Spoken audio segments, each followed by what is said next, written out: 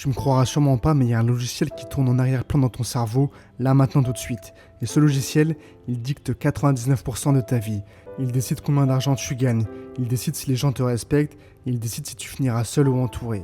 Ce logiciel est plus puissant que ta volonté, plus fort que tes rêves, et tu peux réessayer de forcer, de te motiver, de regarder des vidéos de motivation à 3h du matin, mais si tu ne réécris pas ce code, tu échoueras et c'est mathématique. Le problème, c'est que ce code, il a été écrit quand tu avais 7 ans, par tes parents, tes profs et la société. Tu es une machine de guerre qui tourne sur Windows 95, littéralement. Tu essaies de faire tourner des programmes de réussite et d'ambition sur un système d'exploitation qui est périmé. Résultat, ça fait des erreurs, des crash systems et tu t'auto-sabotes. Bienvenue dans la réalité. Aujourd'hui, je ne vais pas te motiver bêtement, mais je vais hacker ton identité. Mais avant tout, je vais t'expliquer comment ça marche. L'ennemi invisible. En psychologie, il existe une loi absolue. L'humain fera tout pour rester cohérent avec l'image qu'il a de lui-même. C'est ce qu'on appelle la réduction de la dissonance cognitive.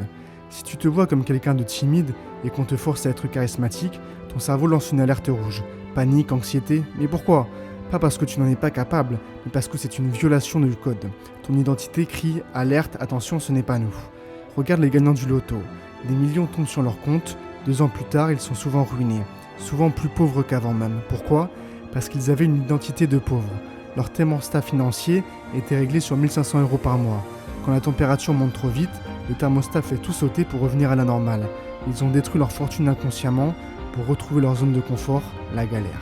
Et c'est ça la force invisible. Tu ne peux pas dépasser le niveau de ton identité, absolument jamais. Prenons un exemple brutal. Armstrong. Son identité n'était pas « je suis un cycliste », son identité était « je suis le vainqueur à tout prix ». Et quand le cancer lui a bouffé le cerveau et les poumons, cette identité l'a littéralement sauvé. Elle lui a ordonné de survivre et c'était le côté lumineux. Mais cette même identité avait une ligne de côté sombre, un code sombre. La défaite est impossible.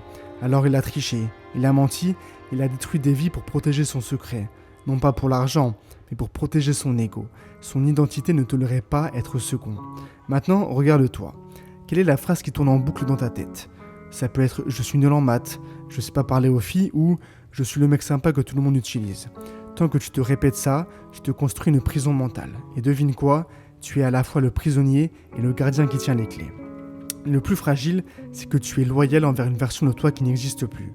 Tu continues de jouer le rôle de l'adolescent maladroit et de l'enfant qui avait peur de lever la main en classe. Et pourtant, t'as 20 ans, t'as 30 ans maintenant.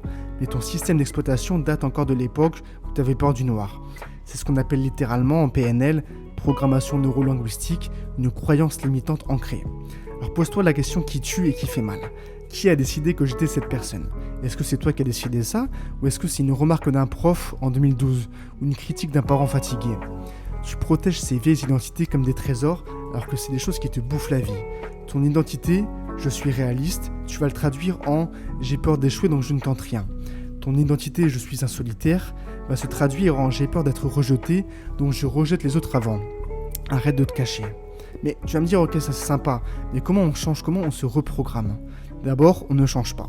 On tue l'ancienne version, c'est comme un deuil. Et je vais t'expliquer ici le protocole en 3 étapes pour réécrire ton code de base. La première étape, c'est le formatage. Prends une feuille, écris toutes tes phrases qui commencent par « je suis » et « je ne suis pas ». Je suis paresseux, je suis anxieux ou je ne suis pas discipliné. Regarde cette liste, c'est le script de ton échec. Prends-en conscience et prends conscience que ce ne sont que des faits. Ce sont des histoires que tu te racontes. Ensuite, brûle la feuille. Symboliquement, tu viens de désinstaller le programme. L'étape numéro 2, c'est l'avatar. La question, c'est qui est-ce que tu veux être ? Tu vas construire ton avatar comme dans un jeu vidéo. Au lieu de dire « je veux être musclé », l'objectif dit « je suis un athlète », ton identité. Un athlète ne se demande pas s'il va aller au sport, c'est ce qu'il est. Au lieu de dire « je veux arrêter de fumer », dis « je ne suis pas un fumeur ».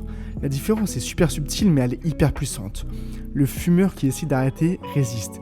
Le non-fumeur n'a même pas un effort à faire. L'étape numéro 3, c'est la preuve de concept. Tu vas littéralement hacker ton cerveau. Ton cerveau, il est un peu sceptique. Il ne croira pas tes nouvelles affirmations si tu ne lui donnes pas de preuves. Tu vas être discipliné, fais ton lit maintenant. Pas demain mais maintenant. C'est une petite victoire et ton cerveau le note. Tiens, ok on a fait ça. Peut-être qu'on est discipliné finalement. Empile les preuves parce que chaque action est un vote pour ta nouvelle identité. Sénèque disait « Il n'y a pas de vent favorable pour celui qui ne sait pas où il va. » Et moi je te dis, il n'y a pas de réussite possible pour celui qui ne sait pas qui il est. Alors arrête de subir ton identité par défaut.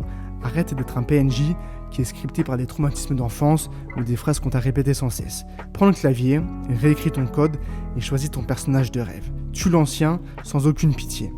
Bref, c'était sous ta mind, et si t'es prêt à changer ton identité, écris en commentaire je suis le maître. À la prochaine, fais des efforts et prends soin de toi. Ciao.